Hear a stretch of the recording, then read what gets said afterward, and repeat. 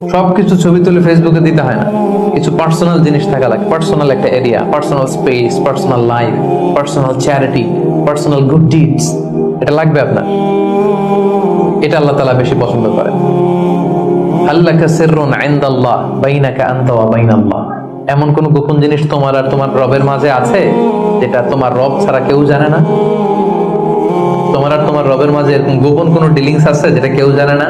জীবনে কখনো গোপন দান করছো যেটা কেউ দেখেনি? ওইটাই কাজে লাগবে।